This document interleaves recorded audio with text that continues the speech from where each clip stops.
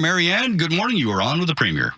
Hi, good morning, Wayne, and good morning, Premier Smith. Thank you again so much for everything that you're doing on behalf of all Albertans. Strangely, very recently, in the last few days, Premier Legault has indicated that there may be some social acceptability for pipelines in Quebec. And I know you've spoken with him, and I'm just curious, what kinds of things did you discuss with him? And the other part of my question, it's sort of a two-pronged question, is what do you anticipate discussing with Prime Minister Carney when you speak to him next? Thank you. Thank you. Well, I've been very annoying for Premier Legault because I told him every time I see him, I was going to lobby him on developing their own substantial natural gas resources. And every time I saw him, he said there's no social acceptability for it until recently. So you know what? You can wear people down just by making the case. And what changed his mind? I would say there's two things. One is that I think there is a world understanding that natural gas is an important transition fuel. I think it's a destination fuel personally, but when you use natural gas, it means you're not using other high emitting fuels like coal and wood and in some cases even dung.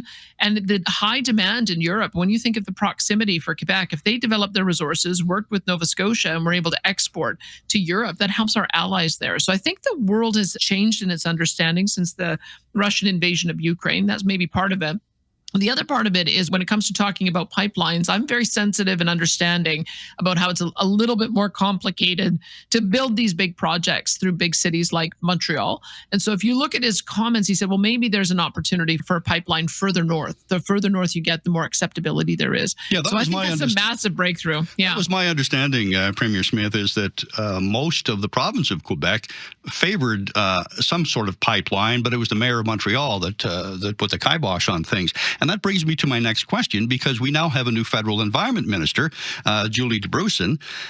Stephen Guilbeault still making headlines on his opposition to pipelines. So are you more or are you less hopeful that Alberta will see meaningful collaboration from this federal cabinet? I'm looking at Stephen Guilbeault trying to be relevant again. He's been relegated to the role of Minister of Flags and Fireworks, and he has no role on the environment anymore, but he's still trying to steer the agenda.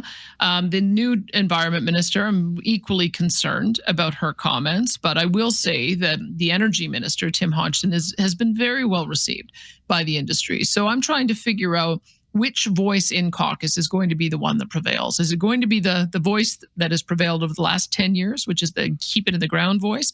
Or is it going to be the understanding that Canada really can be an energy and economic superpower, but we've got to build things? So I think they're battling that out in the Liberal caucus. I'm going to do everything I can to make sure that big nation building projects is the position that prevails. I'm trying to not get irritated every time I see some of the ministers go a little bit off the script from what we heard during the campaign. But until I have a chance to meet with PM Carney again in person, I won't have a good gauge on that. We're having a First Ministers meeting June 1st and 2nd in Saskatoon. I understand the purpose of that is to come with the projects, the big nation building projects you want to get fast track approval for. And I got a pretty long list. At the top of my list is building a new bitumen pipeline to Prince Rupert, call it a Northern Gateway 2.0, because I think that would make a huge difference for our province and be a pretty good indicator of whether or not they're going to change direction fundamentally from the last 10 years.